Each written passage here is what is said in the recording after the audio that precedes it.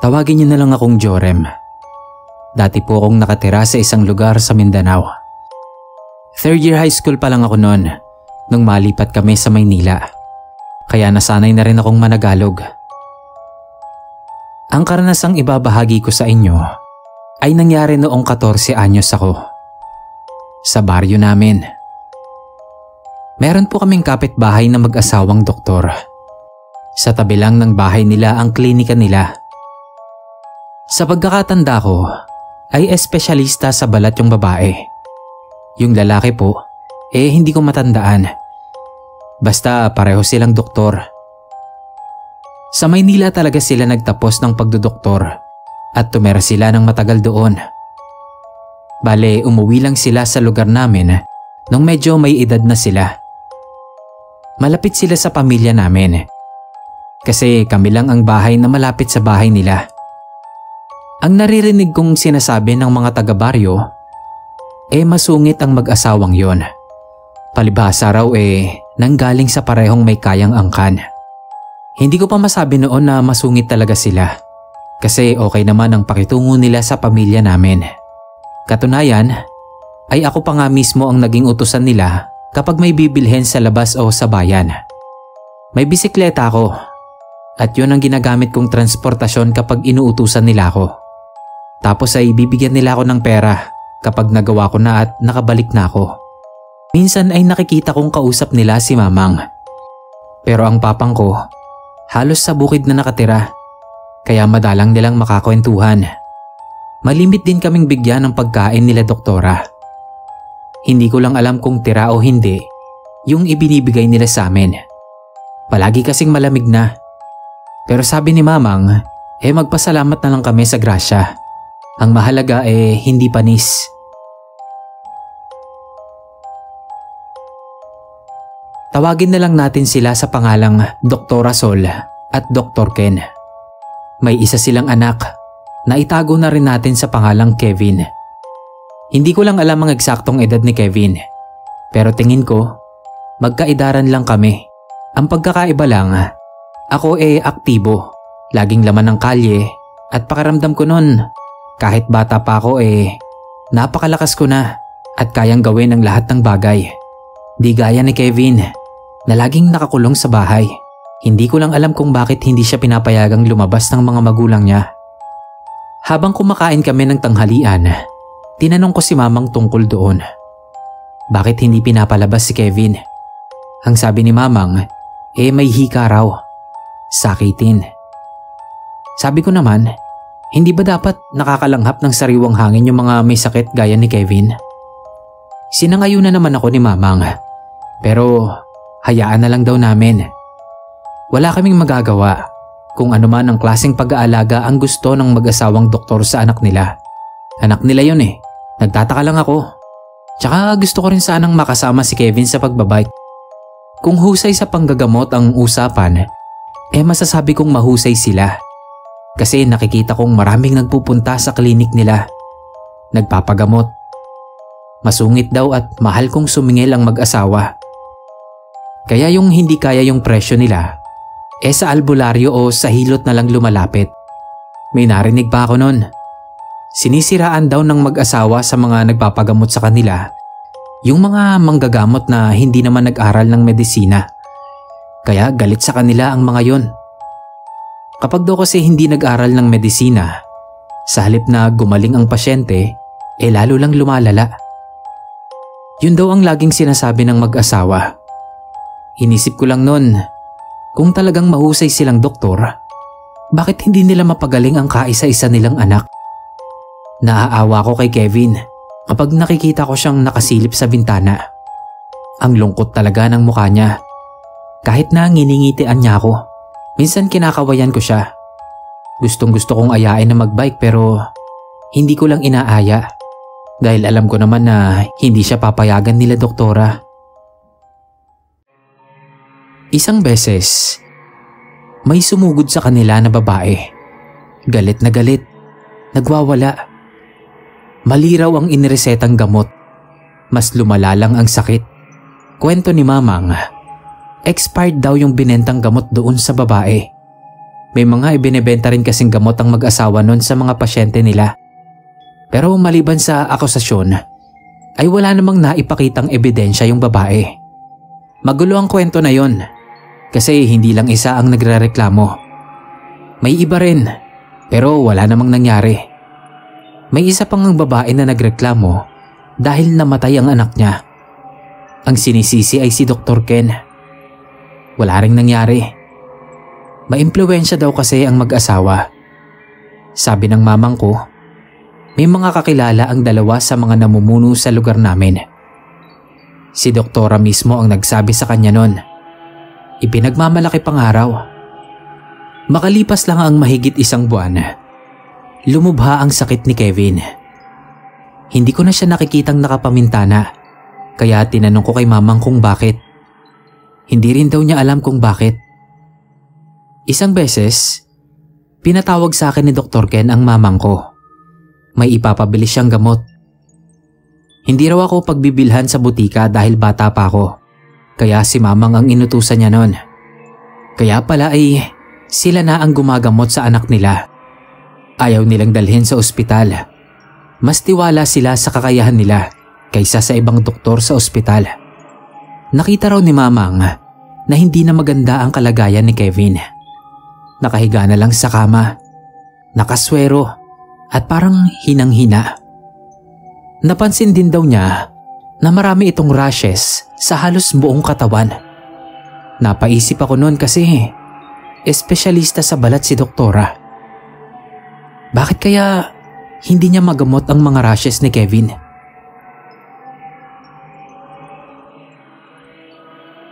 Sinabihan si mamang ng mag-asawa na wag iyong ipagkakalat. Hindi lang siya nakatiis na hindi sabihin sa amin ni Papang habang naghahapunan kami. Binilinan kami ni Papang na wag masabi-sabi yon sa iba dahil sa oras na kumalat yon ay tiyak na magagalit ang mag-asawa. Medyo tumagal din yung ganoong kalagayan ni Kevin. Inabot ng ilang buwan. Si mamang ang katukatulong nila sa pag-aasikaso. Isang beses nga, sinabihan niyang dalhin na sa ospital. Nagalit daw si doktora. Wala raw karapatan si mamang na utusan sila sa kung ano ang dapat nilang gawin sa anak nila. Gusto na nga rin daw sana niyang sabihin na subukang ipaalbularyo. Kasi yung itsura daw ni Kevin parang nakukulam. Kaso hindi niya na sinabi dahil alam niyang hindi naniniwala ang mag-asawa sa ganon. Kung ano na lang ang iutos sa kanya, yun na lang daw ang ginagawa niya. Natanong ko tuloy si mamang kung sa tingin ba niya gagaling pa si Kevin. Kasi matagal-tagal na rin ganoon ang kalagayan nun . Malungkot na sinabi niya sa akin na palagay niya raw konting araw na lang ang ilalagi ni Kevin. Mukhang bibigay na raw. At hindi naman nagkamali ng hinala si mamang. Dahil matapos ang pag-uusap naming yun, kinabukasan ay nalaman naming namatay na nga ito. Aminado ko na kahit minsan lang kaming nagkakakwentuhan ni Kevin at sandaling oras lang yon sa tuwing papapuntahin ako ng mga magulang niya para utusan. Kahit ganun lang ang naging komunikasyon namin, nalungkot talaga ako sa pagkawala niya. Paanong hindi ko mararamdaman yun? Alam kong hindi naman naging masaya ang buhay niya. Umikot lang sa loob ng bahay nila. Hindi ko alam kung anong klaseng mga magulang ba ang mag-asawang doktor na yon. Sobra naman yata yung ginawa nilang pagprotekta sa anak nila. Ikinulong nila sa bahay. Hindi na pag-iingat yun . Para sa akin, pagiging makasarili na ang tawag doon. Hindi man lang nila binigyan ng pagkakataon na maging masaya si Kevin sa labas ng bahay nila. At isa pa nga pala, hindi nakapasok sa totoong eskwelahan si Kevin. Meron lang siyang tutor na taga malayong lugar pa. Hindi ko alam kung kami lang pamilya ang nakaalam sa pagkamatay ni Kevin. Hindi kasi namin nakita na ibinurol o inilibing siya. Pero sigurado naman si mamang na namatay na nga. Nandun siya . Iyak daw ng iyak si Dr. Rasol. Pero yung lalaking doktor, nakatitig lang sa anak. Formal lang daw ang muka. Parang tanggap agad. Matapos yun, ay palagi nang nakasara ang bahay ng mag-asawa. Pati klinik nila, sarado rin. Sabi ni Papang, baka raw sa Maynila dinala yung bangkay. Doon ibinurol at doon na rin inilibing. Baka raw wala talagang tao sa bahay kaya sarado pati ang klinik. Hindi pa siguro nakakabalik ang mag-asawa. Hanggang isang araw, palabas ako ng bahay namin. Magbibisikleta ako nang mapatingin ako sa gate nila. Nakita kong may nakapaskil na karatolang for sale. Dali-dali akong bumalik sa bahay namin at sinabi ko yon kay Mamang. Nabigla rin siya. Baka raw ayaw nang tumira ng mag-asawa ron dahil siguro sa pagkamatay ni Kevin. Nalulungkot siguro ng sobra sa alaala ng anak. Ang isa pang nakakabigla ay nang malaman naming hindi pala lumayo ang mag-asawa. Doon din sa lugar na yon may biniling bahay. Sa bundok nga lang. Rest house ng kamag-anak din nila ang nabili. Naging palaisipan sa akin kung bakit pinili nilang tumira sa bundok kaysa sa ibaba. Hindi na rin daw tumatanggap ng pasyente. Siguro gusto na lang nila ng tahimik na buhay sa bundok. Natanong ko lang sina Mamang kung anong magiging kabuhayan nila roon kung hindi na nila bubuksan ang klinik. Hindi masagot ni Mamang. Wala siyang ideya sa plano ng mag-asawa. Gusto ni Mamang napuntahan at kumustahin. Kaya lang, pinigilan siya ni Papang. Baka raw nagluluksa pa. Biruin mo nga naman. Kaisa-isang anak nila yung nawala. Tapos, matatanda na sila. Nasa 50 mahigit na yata yung lalaki. At yung babae naman, mas bata lang siguro ng konti. Pero baka hindi na magkaanak pag ganun. Mahihirapan na. O baka nga menopause na. Makalipas pa ang ilang araw, may kumalat na balita sa baryo na nag-aaral daw ng itim na mahika ang dalawa. Hindi ko alam kung saan nanggaling ang usap-usapang yun, kaya tinanong ko si Mamang. Sabi niya, may nakakita raw kay Dr. Sol na nagriritual sa bundok. Isang matandang mangangahoy. Nagtaka ko kasi ang alam ko, hindi naniniwala ang mag-asawa sa mga ganun. Kaya bakit nila gagawin? At saka, hindi naman siguro yun basta-bastang napag-aaralan. Isang umaga, nagising ako na masama ang pakiramdam. Hindi ako makabangon. Nang salatin ko ang leeg ko, mainit. Kaya pala, nilalagnat ako. Akala ko nga ako lang. Si Papang din pala.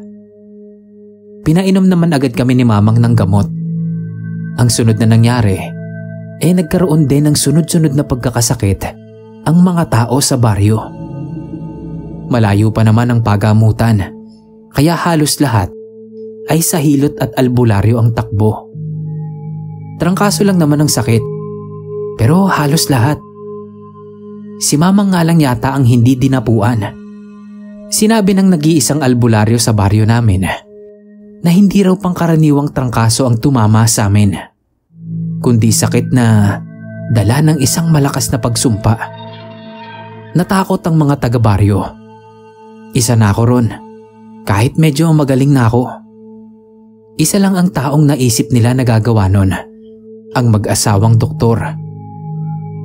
Dahil sa lahat ng residente doon, sila lang ang maraming nakaaway. Tapos sila din ang may dahilan na magsumpa dahil sa pagkamatay ng nag-iisa nilang anak na posibleng kinulam ng isa sa mga nakaaway nila, kaya gumaganti. Mga haka-haka pa lang po yan ng mga taga sa amin. Dahil sa nangyayari, gustong-gusto nang puntahan talaga ni Mamang ang mag-asawang doktor para malaman kung may katotohanan ba ang mga bintang ng mga tao sa kanila. Pero ayaw talaga ni Papang. Natatakot din kasi siya na baka nga totoo ang kumakalat na balita tungkol sa mag-asawa. Kaya lang ay mapilit talaga si Mamang. Kung gusto raw ni Papang, samahan na lang siya. Hindi maiiwan ni Papang ang trabaho niya sa bukid, kaya ako na lang ang pinasama niya kay Mamang. Alam ni Mamang ang pasikot-sikot sa bundok kasi laking bundok siya. Nung maliit pa raw siya, tumira rin sila doon, kaya alam niya na may rest house doon na matagal nang bakante. Minsan na rin daw niyang nakita at nakausap ang may-ari noon nung isang beses na dumalaw siya sa rest house. Kinukuha siyang katiwala. Dalaga pa siya noon. Hindi lang siya pinayagan ng nanang niya dahil katulong din siya sa taniman. Tapos noon, hindi niya na ulit nakita yung may-ari at nabakante na nga yung bahay sa loob ng mahabang panahon. Nung makilala nga niya si Doktora, nabanggit sa kanya na kamag-anak pala ng mag-asawang doktor yung may-ari ng rest house. May kataasan ng bahaging kinatitirikan ng bahay bakasyonan na yon, kaya medyo mahirap ang daan, pero nakarating naman kami. Kaso lang pagdating namin doon, saradong sarado. Walang gate, diretso pinto kami. Ilang ulit kaming kumatok. Walang nagbubukas ng pinto. Sabi ko kay Mamang, baka walang tao. Naghintay pa kami ng konti. Desidido si Mamang na makausap si Doktora. Ako naman, paikot-ikot lang sa lugar. Nang bigla ay may makita akong malaking itim na ibon na nakadapo sa bukas na bintana ng rest house sa ikalawang palapag. Itinuro ko agad kay Mamang. Natigilan kaming pareho habang nakatingala. Natakot kami dahil yung ibon biglang lumipad. Hindi palabas kundi papasok sa loob ng bahay. Nagpunta ulit si Mamang sa pinto at kinalampag iyon. Baka raw kasi natutulog lang ang mag-asawa kaya hindi marinig ang katok namin. Masama ang kutob niya sa itim na ibon na yon. Tingin daw niya, aswang yun. At baka madali sina Doktora sa loob. Kaso naman, kahit anong kalampag namin sa pinto, wala pa rin nagbubukas. Sabi ko kay Mamang, baka wala talagang tao. Naiwan lang na bukas ang bintana sa itaas. Wala nang nagawa si Mamang. Nagpasya na rin siyang umuwi na lang kami. Dahil biglang dumilim ang langit. Mahirap na maabutan pa kami ng ulan doon. Paalis na kami nang bigla naman naming narinig ang pagbukas ng pinto. Sabay kaming napalingon ni Mamang. Si Doktora ang bumungad sa amin. Pinalapit kami tapos tinanong niya kami kung anong ginagawa namin doon. Sinabi ni Mamang na nabalitaan niya na doon nga sila lumipat. Gusto lang daw silang kumustahin. Parang nag-isip muna si Doktora bago kami pinatuloy sa loob ng bahay. Nang makapasok na kami, pinaupo kami sa malaking sofa. Tapos sinabi ni Mamang na may nakita kaming itim at malaking ibon na pumasok sa nakabukas na bintana sa itaas. Napakunot ang noo ni Doktora. Tinawag ang asawa at sinabihang i-check ang taas kung may ibon nga roon. Hindi naman nagpakita sa amin si Dr. Ken. Narinig lang namin ang boses niya nang sumagot siya sa tawag ni Doktora. Alam kong nagdadalawang isip si Mamang na sabihin kay Doktora ang tungkol sa lumalaganap na pagkakasakit ng mga tao sa baryo. At sila ang pinagbibintangan na may gawa noon. Kinalabit ko si Mamang para kumbinsihin siya na sabihin na. At iyon naman nga ang ipinunta namin doon. Nagpaligoy-ligoy pa si Mamang bago siya nagkaroon ng lakas ng loob na banggitin ang tungkol sa sakit na dumapo sa mga taga-baryo. Nagbuntong hininga si Doktora nang marinig yun at napailing. Sabi niya, wala siyang pakialam sa dinaranas ng mga tao ngayon sa baryo at wala silang kinalaman sa mga kamalasan ng mga yon. Tapos sinabi rin ni Mamang na pati kami nagkasakit. Mabuti na nga lang at gumaling kami. Kung saan-saan pa napunta ang usapan nila. Pero hindi ko narinig na nabanggit sa pagkukwentuhan nila ang anak nilang si Kevin. Kung saan ba ito inilibing. Basta sa pagkakaintindi ko, gusto lang daw nila Doktora na manahimik doon sa bundok. Ayaw na nilang makihalubilo sa mga tao. Inalok din niya si Mamang na pumunta tuwing katapusan ng linggo para sa iuutos nila na may kapalit na bayad. Mabilis namang pumayag si Mamang. Habang naglalakad kami pa uwi, tinanong ko si Mamang kung bakit hindi niya tinanong kay doktora ang tungkol kay Kevin. Sabi niya, hindi niya magawang banggitin. Hinihintay nga raw niya na mismong si doktora na ang magsabi tungkol doon. Hindi niya daw kasi alam ang magiging reaksyon nito kung uusisain niya. Baka magalit lang. Sensitibo ang mag-asawa. Parehong mabilis magalit at iyon ang iniiwasan ni Mamang. Ngayong may dahilan na siya na magpunta roon tuwing katapusan ng linggo, ay baka raw sakali na ang mga ito na mismo ang magbanggit sa kanya kung saan nga ba inilibing si Kevin. Pero kung hindi man yun sasabihin sa kanya, hayaan na lang daw namin. Tungkol sa lumalaganap na sakit, sa tingin ni Mamang, wala daw talagang kinalaman ng mag-asawa sa nangyari sa baryo. Pero sa tingin ko naman, meron silang itinatago. Pero hindi ko na sinabi, sinarili ko na lang ang duda ko. Nasa kalagitnaan na kami ng pagbaba sa bundok nang maramdaman kong parang may sumusunod sa amin. Lumingon ako. Paglingon ko, nakita ko ulit ang itim at malaking ibon na lumilipad sa likuran namin. Huminto ako sa paglalakad, kaya napahinto rin si Mamang. Tinanong niya kung bakit. Itinuro ko ang itim na ibon. Dumapo ito sa mababang sanga ng puno na malapit sa amin. Mukha kakong sinusundan kami. Tinanong ko si Mamang kung iyon din kaya ang ibon na nakita namin sa bintana ng rest house. Tumango si Mamang. Hinawakan niya ang kamay ko at nagmadali na kami sa paglalakad palayo roon. Habang nagmamadali kami sa paglalakad, hindi ko maiwasan na lingunin ang ibon.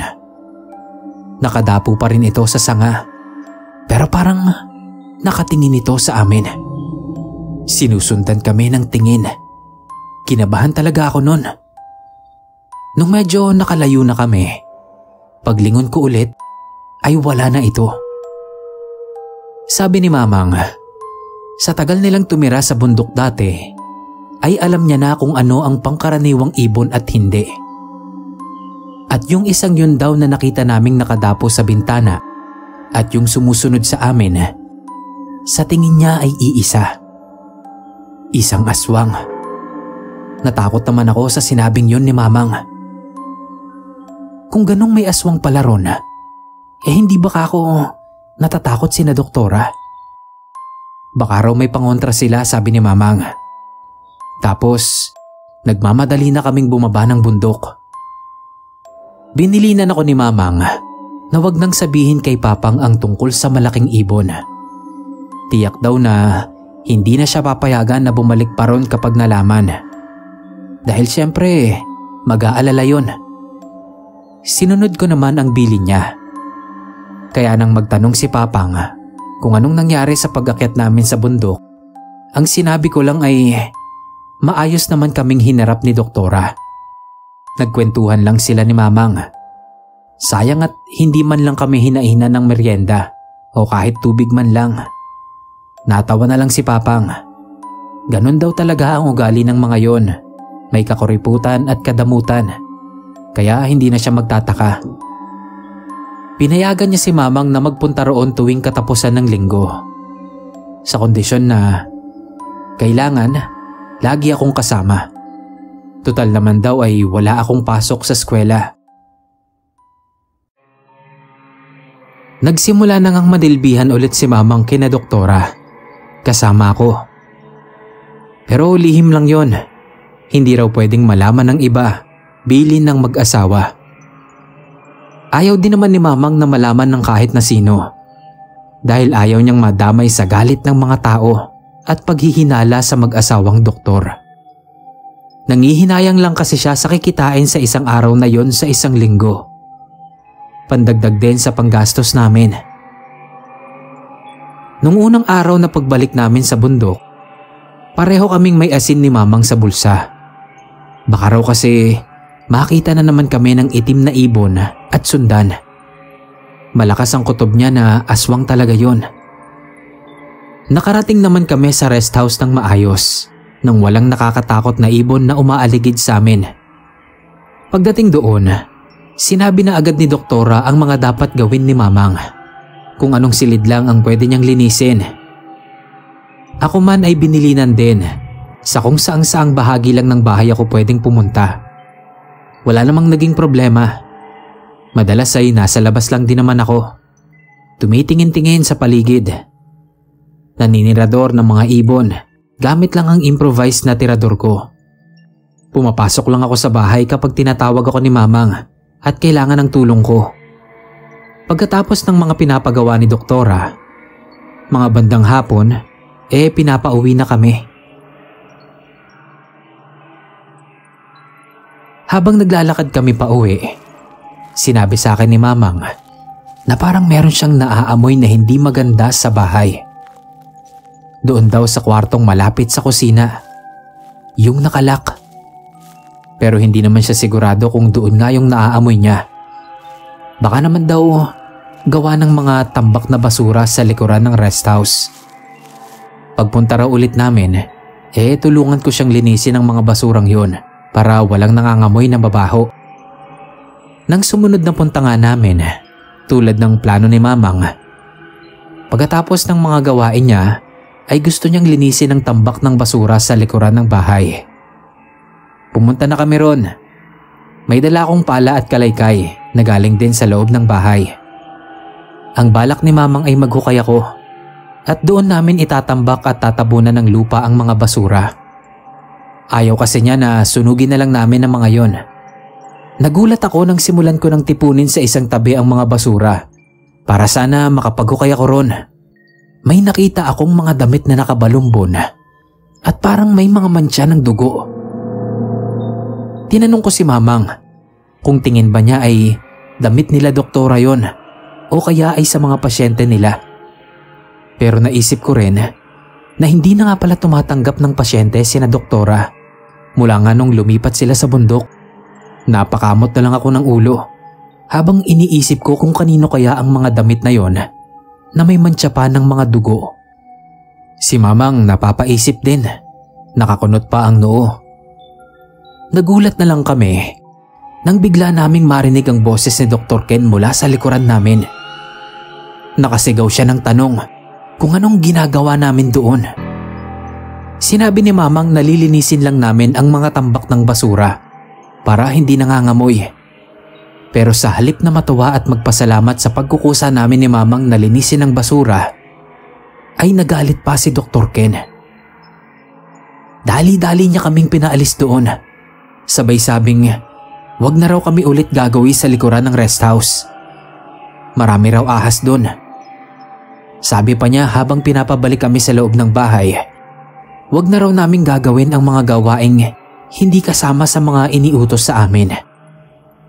Wag na raw naming uulitin yun.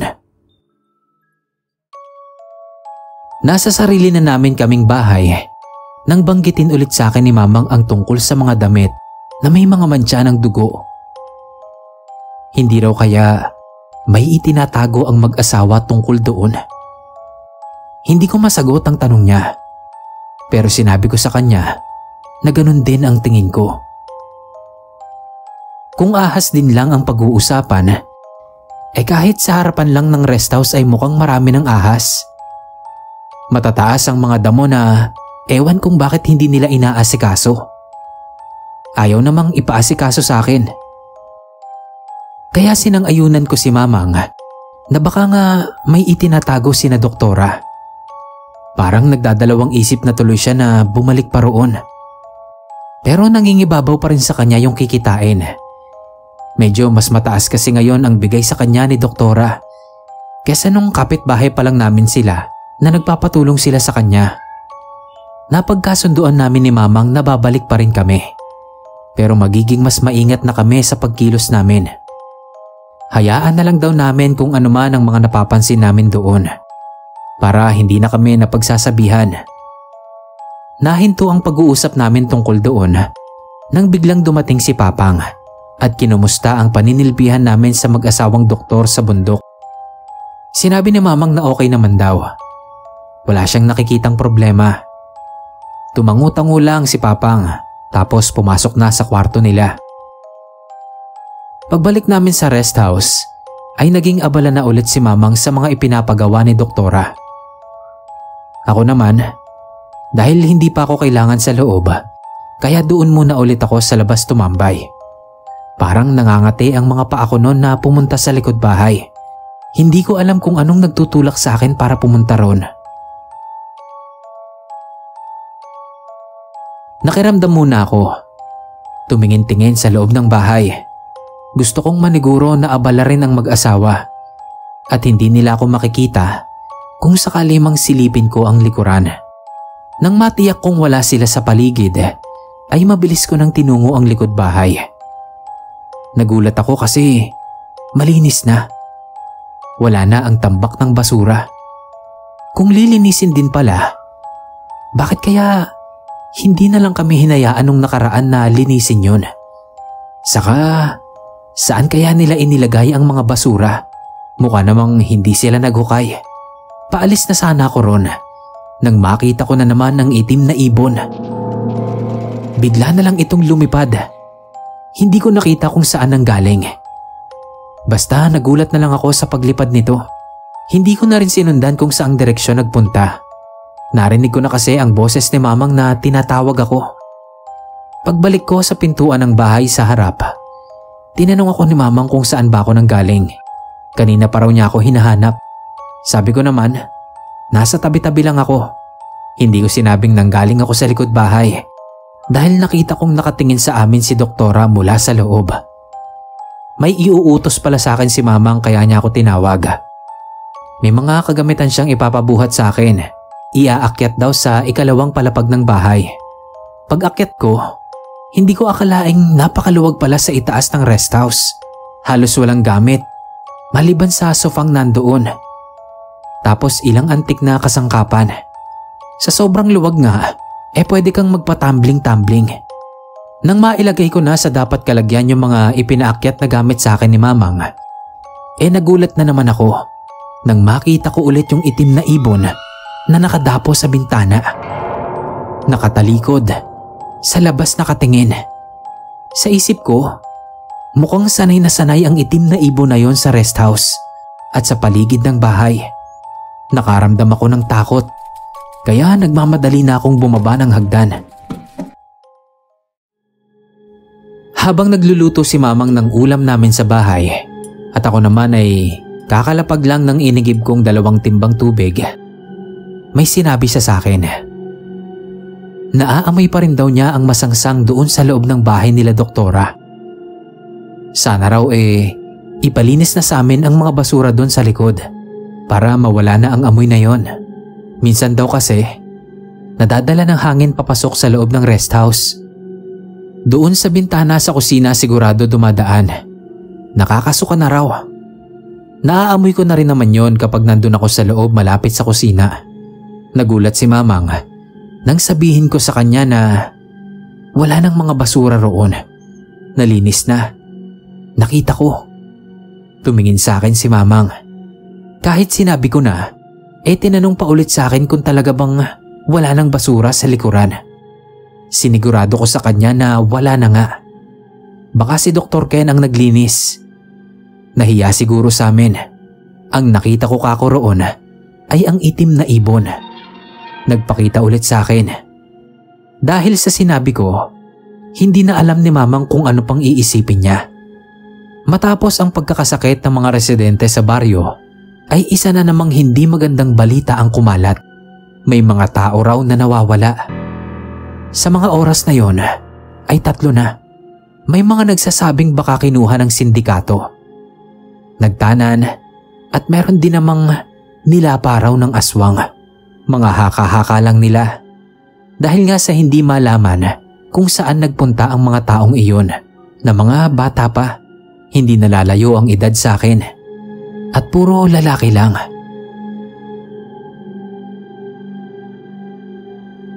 Hindi maiwasan nila mamang at papang na mabahala rin. Dahil tulad kong lalaki, ay kaidaran ko rin ang mga nawawala. Baka raw may nakapasok ng sindikato sa baryo namin. Imposible naman daw na tanan dahil wala namang mga nobya ang mga nawawala. Siyempre pati ako natakot. Wala akong ideya kung ano talagang nangyari sa tatlo. Naisip ko na baka mamaya, ako na ang susunod. Dahil sa pag-aalala ni Papang, sinabihan niya si Mamang na wag na muna kaming pumunta sa bundok hanggat hindi nawawala ang balita tungkol sa mga nawawalang teenager. Okay naman kay Mamang, pero sabi niya, magpapaalam na muna siya sa mag-asawa na hindi na muna siya makakapunta. Ayaw naman niyang basta na lang hindi pumunta doon na alam niyang hinihintay kami ni na doktora. Baka kung ano raw ang isipin. Saka isa pa, naiwan ni Mamang ang bayong niya sa kusina nila doktora. May laman yon ng mga herbal na pinanguha namin sa gubat. Pumayag si Papang. Basta huli na raw yon. Manahimik na lang daw kami sa bahay. Mainam nang mag-ingat kaysa magsisi sa huli. Hindi pa talaga yon ang araw ng pagbalik namin sa rest house. Pero dahil magpapaalam nga lang si Mamang na hindi na kami makakapunta, kaya tumuloy na kami. Pagdating namin doon, mukhang walang tao. Ilang ulit kaming kumatok. Aalis na nga sana kami. Pero naalala ko na laging bukas ang mga bintana nila doktora. Kaya bakit hindi ko na lang akyatin para makuha ko ang bayong sa kusina. Ayaw sana ni Mamang kasi baka raw magalit ang mag-asawa kapag pumasok ako roon ng walang pahintulot nila. Pinilit ko na lang kaysa naman bumalik pa kami. Sa totoo lang, hindi na rin maganda ang pakiramdam ko roon. Doon pa lang sa itim na ibon, sa mga damit na may mantsa ng dugo, at sa mabahong amoy sa loob ng bahay, nagdududa na ako. Naisip ko nga rin na baka tama yung ibang kabaryo na nilapa ng mga aswang yung mga nawawala. At ang mga aswang na yon ay posibleng ang mag-asawa. Paakyat na lang ako sa bintana nang biglang sabihin ni Mamang na bukas naman pala ang pinto. Nakalimutan atang isara ng mag-asawa nung umalis sila. Nag-isip pa si Mamang bago kami pumasok. Nag-aalangan siya dahil maliraw ang pumasok sa bahay nang hindi nagpapaalam sa may-ari. Sabi ko naman, kukunin lang naman namin ang bayong. Tapos aalis na rin kami agad. Wala naman kaming gagawing masama sa bahay. Lalong hindi kami magnanakaw ng gamit doon o pagkain man lang. Sa huli ay nakumbinsi ko rin si Mamang. Dalian na lang daw namin para walang makakita. Natawa ko sa sinabi niya. Sino ba namang makakakita sa amin sa lugar na yon? Napakaliblib. At wala pa nga akong nakitang napagawi roon na nakasabay namin tuwing pupunta kami. Tapos sabi ko, kahit na hindi na rin siguro siya magpaalam, saka na lang sabihin ang dahilan ng hindi namin pagpunta kapag pinuntahan kami nila doktora sa bahay. Magagalit kasi si Papang kung babalik pa kami ng ibang araw dahil lang sa hindi kami nakapagpaalam ngayon. Hindi na kumontra si Mamang sa mga sinabi ko. Nagpunta agad siya sa kusina habang ako naghihintay lang sa may pintuan. Pero napansin ko na napahinto si Mamang pagtapat sa kwartong malapit sa kusina. Nilapitan ko siya. Sinenyasan niya ako na huwag maingay dahil may naririnig siyang boses sa loob. Parang nag-uusap pero mahina lang ang boses. Kaya idinikit niya ang tenga niya sa may pinto. Ako rin, idinikit ko rin ang tenga ko para marinig ko ang sinasabi ni Mamang. Kahit mahina lang ang mga boses na yon, ay alam kong kina Dr. Sol at Dr. Ken ang mga boses na yon. Sabi nung babae, nag-uumpisa pa lang sila. Sabi naman ng lalaki, kailangan na nilang tanggapin. Ilibing na lang nila at bumalik na lang sila sa Maynila. Doon ulit sila magsisimula ng panibagong buhay. Nagkatinginan kami ni Mamang. Natanong ko agad siya kung sino kaya yung ililibing. Si Kevin? Matagal lang patay yun eh. Muling sumenya si Mamang na wag akong mag-ingay. Tapos ay marahan siyang humakbang palapit sa pintuan. Pabulong kong sinabi sa kanya na paano yung bayong niya ng herbal. Umiling siya at sumenya sa akin na sumunod na ako sa kanya. Lalabas na kami. Nang hinayang naman ako na hindi makuha ang bayong. Ang hirap hanapin ang mga herbal na yon. Ilang hakbang na lang din naman ang kusina. Makukuha ko na. Kaya hindi ko sinunod si Mamang. Sa halip na sa pintuan ng hakbang ko, angat ang mga paa kong naglakad papunta sa kusina. Desidido akong makuha ang bayong. Nakuha ko naman. Kaya lang nung palabas na ako, ay siyang pagbukas naman ng pinto ng kwartong malapit sa kusina. Para akong natuka ng ahas sa pagkagulat. Bukod kasi sa nahuli nila ako sa akto sa loob ng bahay, ay sumabog din ang masangsang na amoy mula sa loob ng silid. Hindi ko alam kung ano yon. Lumabas mula roon si Doktora. Kasunod din niya ang asawa. Si Mamang naman ay nagmamadaling lumapit sa kanila at agad na humingi ng pasensya. Sinabi niyang kanina pa kami tumatawag at kumakatok pero walang sumasagot. Nakabukas naman ika niya ang pinto. Kaya pumasok na lang kami para kuhain ang bayong na may lamang herbal na dahon. Kailangan kasi nila yon ni Papang. Tiningnan ni Doktora si Dr. Ken. Parang sa tingin lang na yon ay nagkaintindihan na sila. Lumabas ng bahay ang lalaki. Pinapasok ni Doktora si Mamang sa loob at pinaupo kaming pareho sa sofa. Nagpalakad-lakad sa harapan namin. Alam kong ninenervyos na si Mamang. Kaya hinawakan ko ang kamay niya. Ang weirdo kasi ng ikinikilos ni Doktora.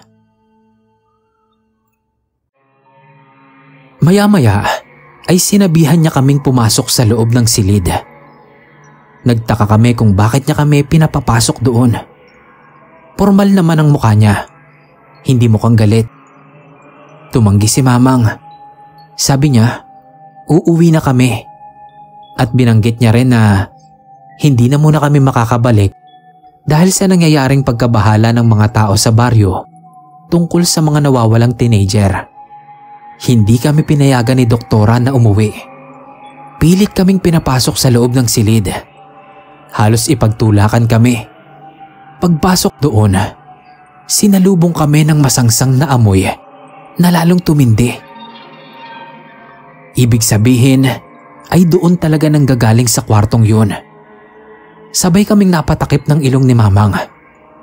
Mas nabigla pa kami nang makita kung anong meron doon sa loob ng silid na yon. May bangkay sa kama.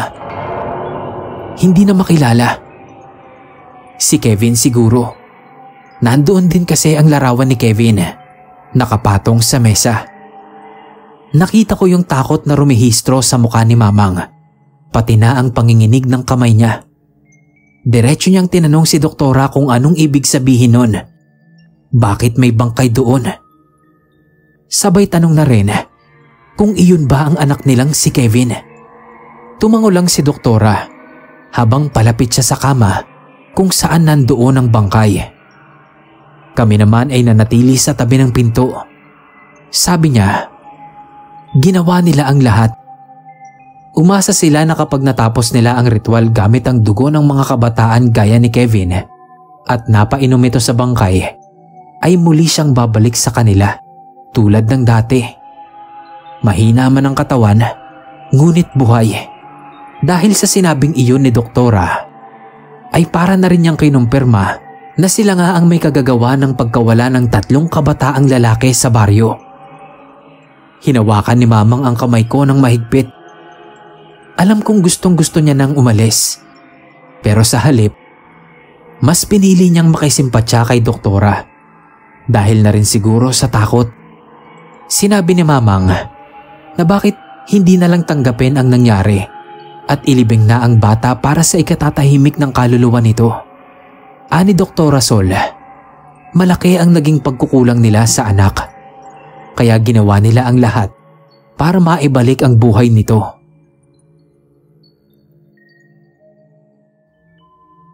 Kahit matagal na nilang kinalimutan ang lahi nilang aswang, ay muli nilang niyakap iyon para maisagawa ang mga ritual na kailangan sa pagpapabalik ng buhay. Inulit ni Mamang ang narinig na lahi ng aswang. Tinanong pa niya ang doktora kung tama ba ang narinig niya. Hindi siya makapaniwala. Ako rin naman. Nanlalaki na nga ang mga mata ko sa mga naririnig ko. Tumayo si doktora. Lumapit kay Mamang at sa harap mismo namin ay inamin niyang pareho sila ni Dr. Ken na nagmula sa lahi ng mga aswang. Matagal na raw sana nilang kinalimutan. Mula pa man nang magsama sila sa Maynila at magkaroon ng anak. Pero yun lang daw ang nakita nilang paraan para maibalik ang buhay ni Kevin. Ang pagbabalik din nila sa lahi nila. Hindi na kami pareho makakibo ni Mamang. Pati ako, nangangatog na sa takot. Ikaw ba naman makaharap ng tunay na aswang? Kahit normal naman ang itsura, di ba? Kaya pala kahit iwan nilang bukas ang mga bintana nila, pati ang pinto ay ayos lang. Hindi sila natatakot na mapasok ng estranghero o kaya ay masasamang loob. Yung mga damit na may mantsa ng dugo, sa 3 kabataang lalaki siguro ang mga yun na nawawala. At yung itim na ibon, malamang ay sila rin yun. Si Dr. Ken o kaya ay alaga nila. Tapos naalala ko rin yung matandang nangangahoy na sinasabi na nakakita kay Dr. Rasol na nagre-ritual sa bundok. Totoo pala ang nakita nito na ipinagsabi niya sa mga taga-baryo. Kaya nalaman din namin na sa bundok na lumipat ng tirahan ng mag-asawa. Naisip itanong ni Mamang kay doktora kung anong balak niya ngayon. Nakiusap siya na wag akong sasaktan.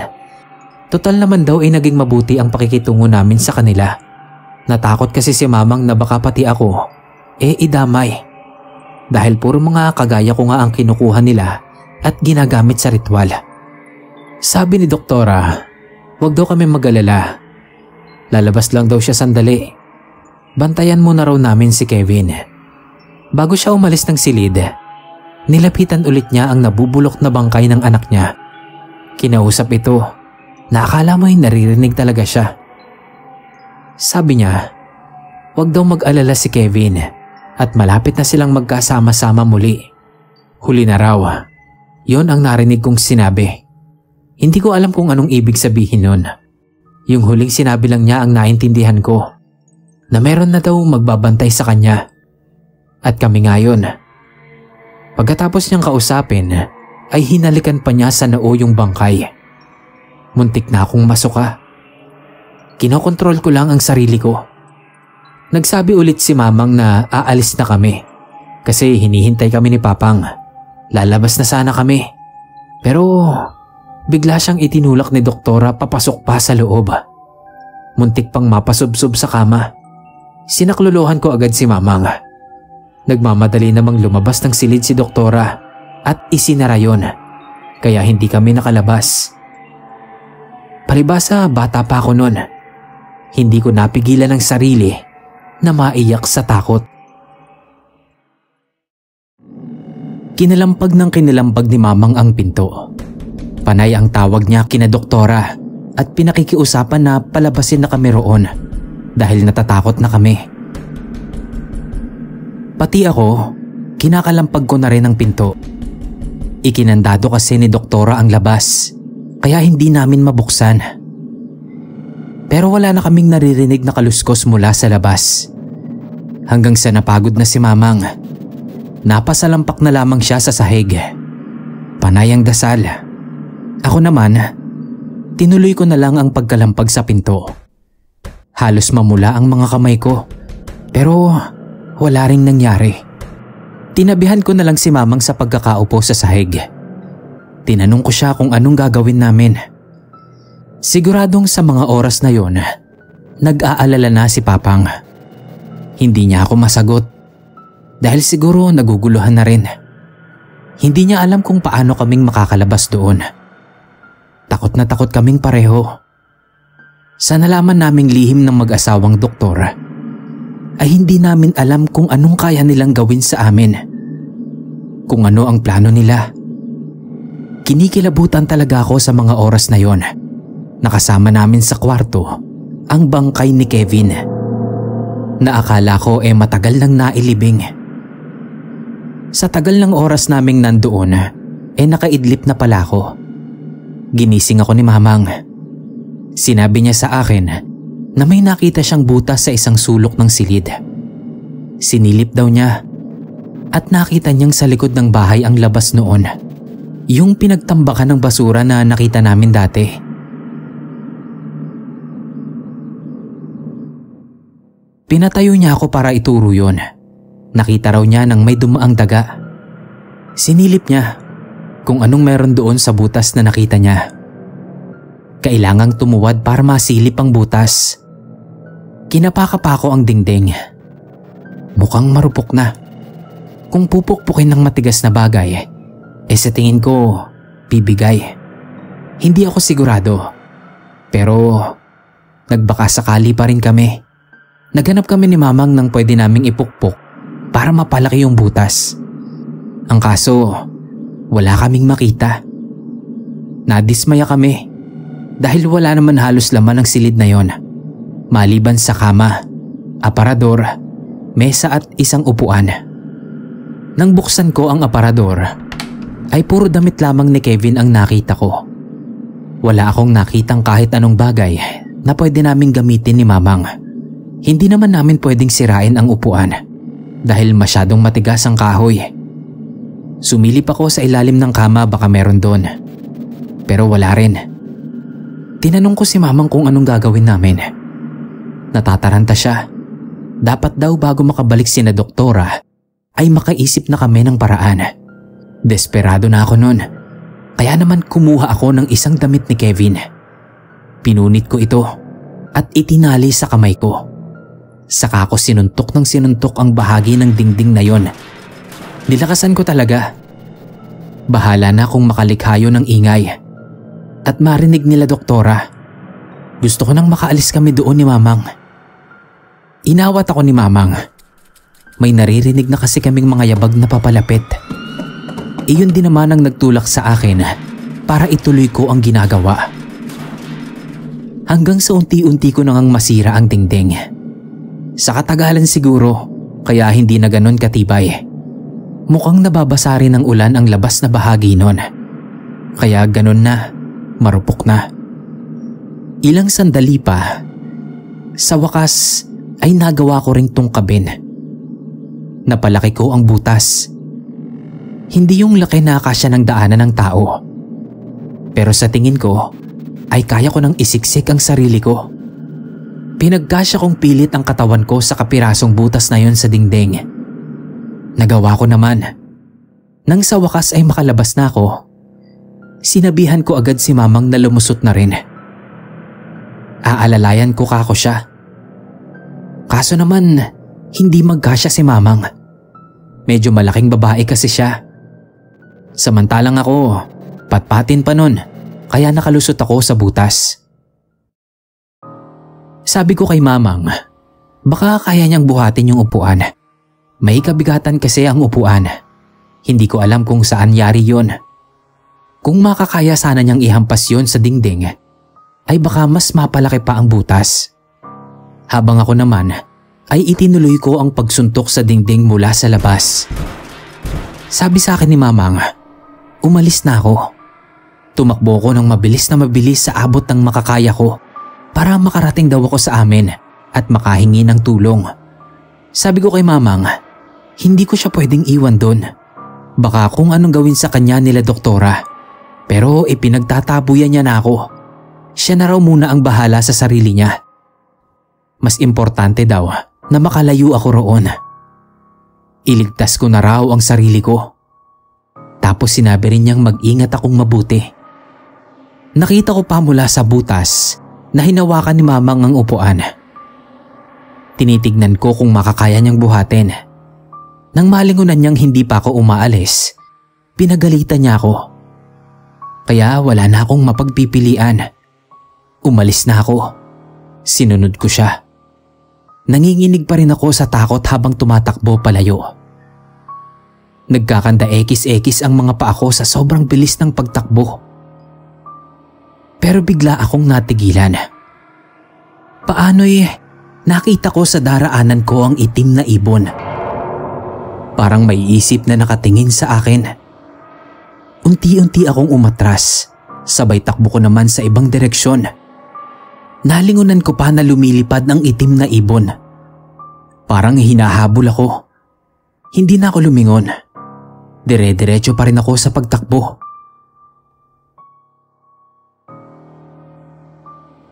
Muntik na akong mahulog sa bangin dahil nalito na talaga ako. Nang biglang may humawak sa damit ko para hindi ako tuluyang mahulog. Si Dr. Ken. Naghalo ang nerbiyos ko sa muntik ko ng pagkahulog at nerbiyos sa pagkakita kay Dr. Ken. Tinanong pa niya ako kung bakit ako tumatakbo. Hindi ako makasagot. Sabi ko, hinahabol ako ng itim na ibon. Nagmakaawa ako sa kanya na wag niya akong sasaktan. Hindi raw niya gagawin yon. Basta sumama lang ako ng maayos sa kanya. Takot na takot pa rin ako. Pero wala akong magawa. Hawak na ako ni Dr. Ken. Ibinalik niya ako sa bahay nila. Pero hindi na sa silid kung saan nandoon si Mamang at ang bangkay ni Kevin. Sa ibang silid na ako dinala. Silid na tambakan ng mga lumang gamit. Maliit lang yon. Doon ako itinulak. Bago ko iwan doon ni Dr. Ken, ay sinabi niyang wag daw akong matakot. Maghintay lang ako roon at makakalabas din ako. Kahit ganoon ang sinabi niya, ay hindi ko pa rin maiwasan ang mag-alala sa kalagayan namin ni Mamang. Namaluktot ako sa isang sulok. Nanginginig pa rin ang mga kalamnan ko habang yakap-yakap ko ang sarili. Matagal din ako sa ganoong pwesto. Kaya kahit wala akong nakikitang bintana roon, alam kong gabi na yon. Kumakalam na ang sikmura ko. Nagugutom na ako. Madilim, malamok, at mainit sa loob ng maliit na silid na yon. Kaya hindi ako mapakali. Naroong tumayo at umupo ulit ako. Panay na rin ang dasal ko tulad ng ginagawa ni Mamang kanina. Hindi ko alam kung alam niyang nahuli ako ni Dr. Ken. Kapag nalaman niya, tiyak na mag-aalala yon. Sa tingin ko, ang itim na ibon na nakita ko at si Dr. Ken ay iisa. Bigla na lang kasing sumulpot ang doktor doon kanina. Tapos ang ibon naman ay nawala. Hindi ko alam kung ilang oras din akong nakakulong sa silid na yon nang bumukas ang pinto. Si Dr. Ken ulit. Akala ko papakawalan niya na ako. Igagapos lang pala ang mga kamay ko at saka niya ako pinalabas doon. Hindi ko alam kung saan niya ako dadalhin. Lumabas kami ng bahay. Tinanong ko si Dr. Ken kung saan kami pupunta. Pero hindi niya sinabi. Ang sagot lang niya sa akin, sumunod lang ako kung ayaw kong may mangyaring masama kay Mamang. Galit na yung nararamdaman ko nung mga sandaling yon. Habang nakatali ang mga kamay ko, ay naglalakad kami palayo sa rest house. Malayo-layo rin ang nilakad namin. Gabi na nun, kaya madilim na ang daan. Hindi ko alam kung saan patungo. Pero tingin ko, papunta kami sa mas liblib na bahagi ng bundok. Ilang beses kaming naglakad paakyat. Inaalalayan niya ako. Dahil nga nakatali ang mga kamay ko, hindi ko maipangkapit. Ilang saglit pa ay nakarating kami sa patag na bahagi ng bundok. Nagulat ako dahil nandoon si Doktora at ang bangkay ni Kevin. Hinanap ko agad si Mamang. Sabi ni Doktora, "Huwag akong mag-alala. Nasa mabuting kalagayan ang mamang ko." Nandoon pa rin daw siya sa loob ng silid ni Kevin. Tinanong ko sila kung anong ginagawa namin doon. Bakit nila ako dinala roon? Tumayo si doktora mula sa pagkakaupo sa harap ng bangkay ni Kevin. Lumapit siya sa akin.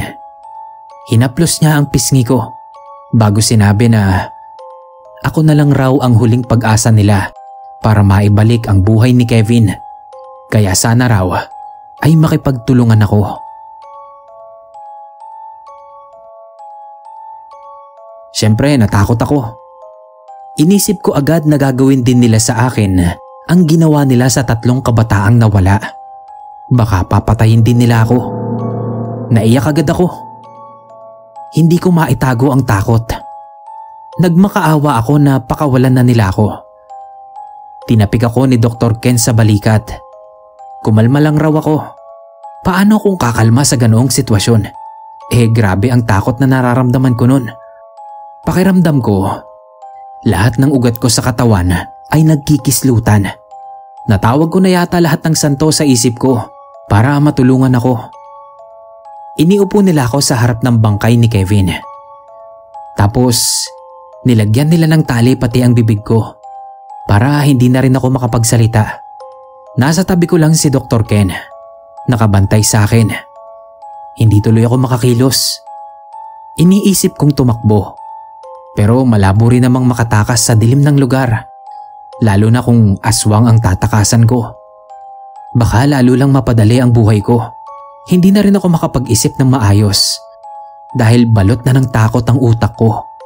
Mula sa dala nilang bag ay inilabas ni doktora ang isang aklat, kandila at mga bato. Marami. Hindi ko nabilang. Basta kulay itim ang lahat ng bato na yon.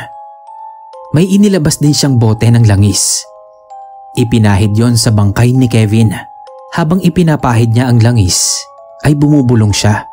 Hindi ko maintindihan ang ibinubulong niya. Nang matapos kay Kevin, ay ako naman ang pinahiran ng langis.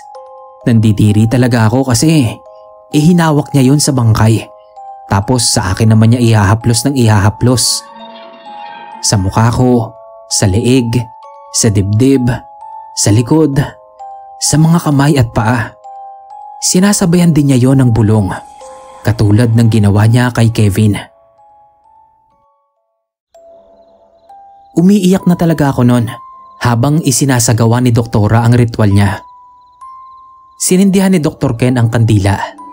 Binuklat ang aklat. May binabasa doon si doktora. Pero wala naman akong nakitang nakasulat doon, maski isang letra. Habang binabasa yon, ay isa-isa rin niyang hinahawakan ang mga batong kulay itim. Matapos yon, ay inunat niya ang mga braso. Inilahad ang 2 kamay. Tumingala siya. Yung pagbulong niya ay unti-unting napalitan ng pagsigaw. Malakas na malakas ang boses niya, pero hindi ko pa rin naiintindihan.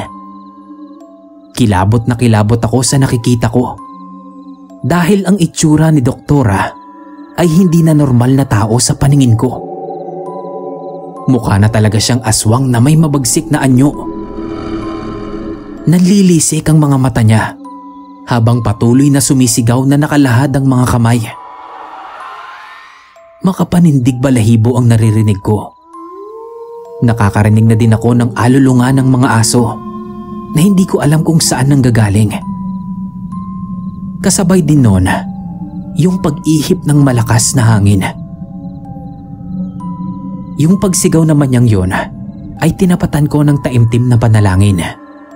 Kinokontra ko ng panalangin ang ritual na ginagawa niya. Ilang saglit pa ay huminto siya na parang nanghihina. May kinuha si Dr. Ken sa bag niya na nagpataas ng mga balahibo ko. Isang maliit na patalim na kung tawagin ay punyal. Alam ko yun kasi may ganon din si Papang. Minana niya kay Lola. Pinahira ni doktora ng langis ang punyal na sinasabayan na naman niya ng mga bulong. Pagkatapos ay lumapit siya sa akin at hiniwaan ang braso ko. Impit ang sigaw ko dahil nga may tali ang bibig ko. Hindi ako makasigaw ng todo. Pinatulo nila ang dugo ko sa isang tasa. Sabi sa akin ni doktora, Alam naman daw niyang mabait ako kay Kevin. Isipin ko na lang daw, natulong ko sa anak niya ang ginagawa namin. Kapag daw hindi umepekto ang konting dugo mula sa akin, ay mapipilitan siyang sa leeg ko na kumuha ng dugo para raw mas marami. Gusto kong himatayin sa narinig ko. Yung dugong nakuha nila sa akin ay ipinainom nila sa nakangangang bibig ni Kevin. Hindi ko na ilalarawan sa inyo ang itsura ng bangkay. Basta, nakakakilabot kasi talagang tignan. Napapikit na nga lang ako.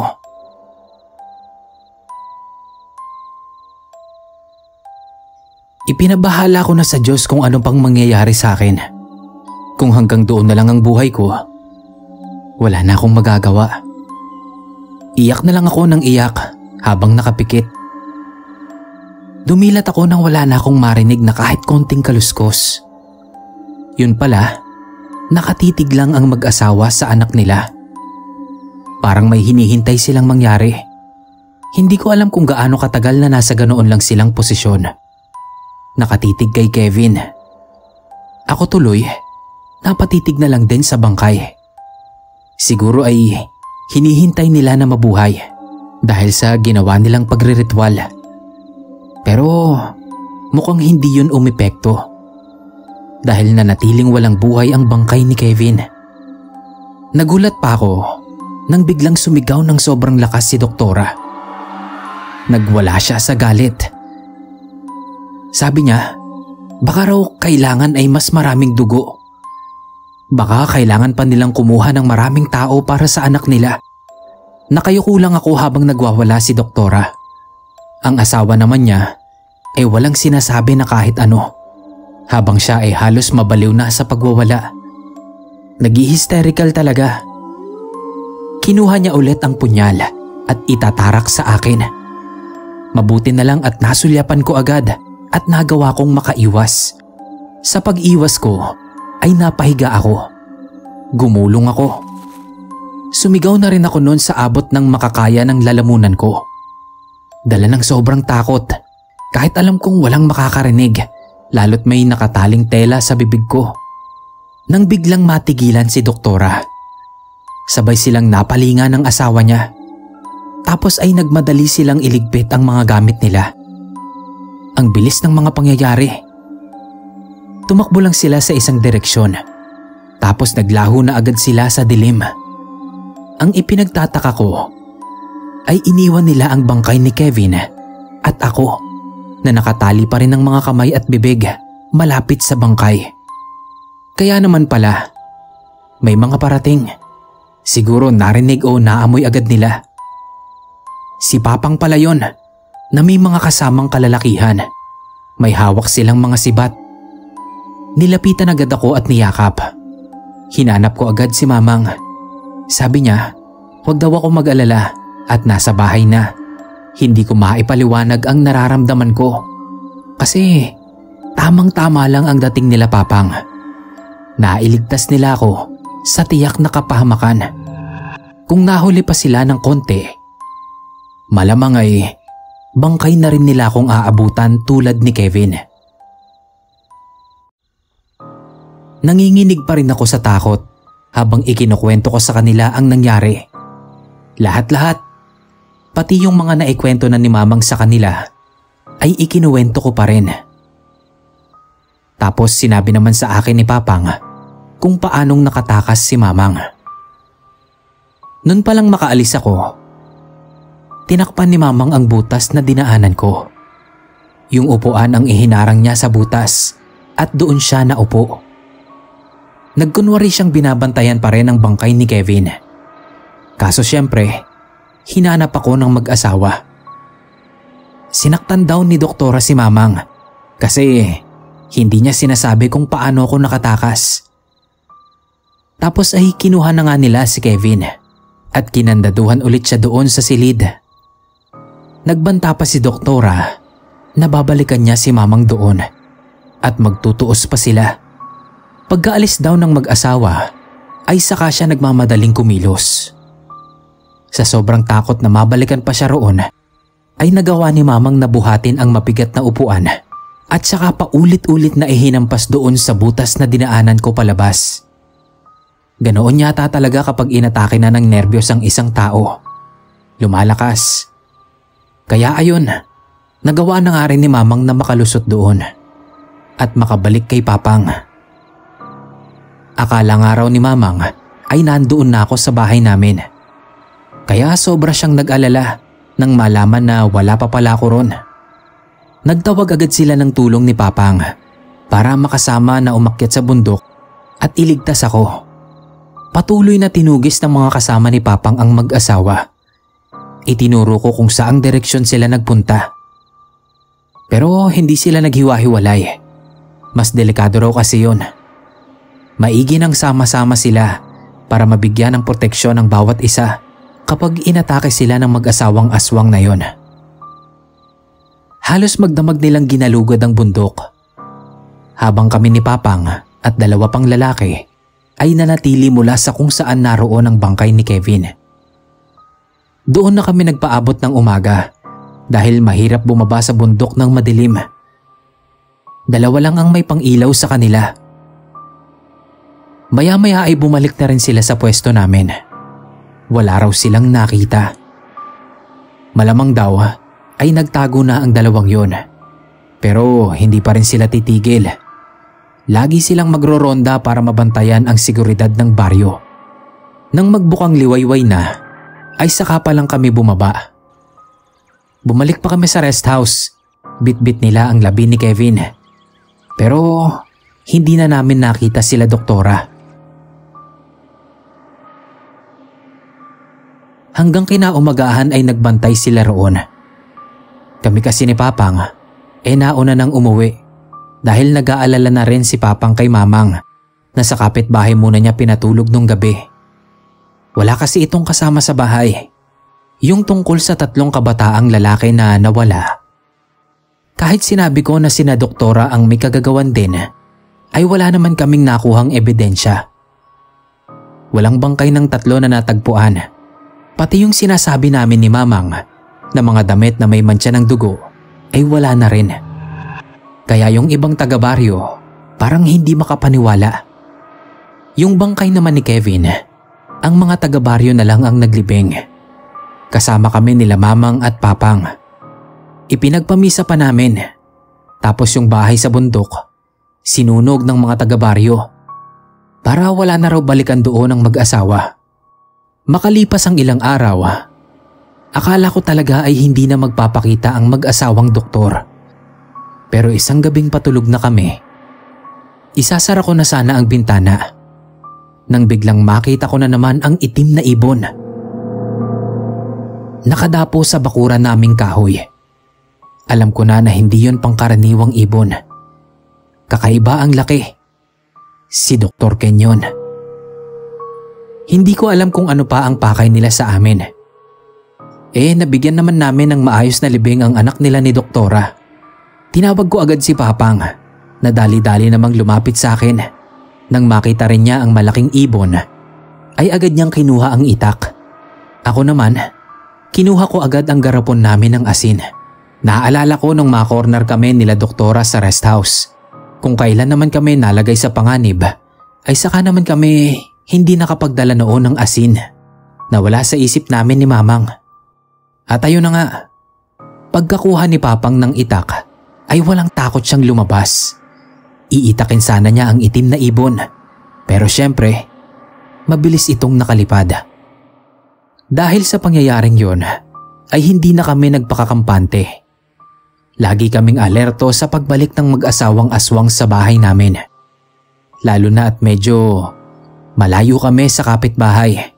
Kahit umaga na nga ay alisto pa rin kami. Lalo na sa gabi, lahat ng panlaban sa aswang na maisip namin ay laging nakahanda. Ayaw na namin ni Mamang na maulit pa ang mga pangyayari sa bundok na naranasan namin. Yung bahay nila Doktora sa tabi ng bahay namin ay walang bumili.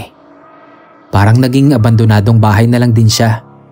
Nakakatakot, lalo na kapag naaalala ko ang mga pinagdaanan ng mga nakatira roon.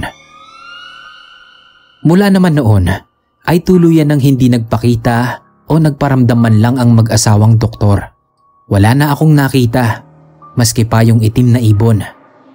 Ang sabi nila mamang, baka raw bumalik na ng Maynila.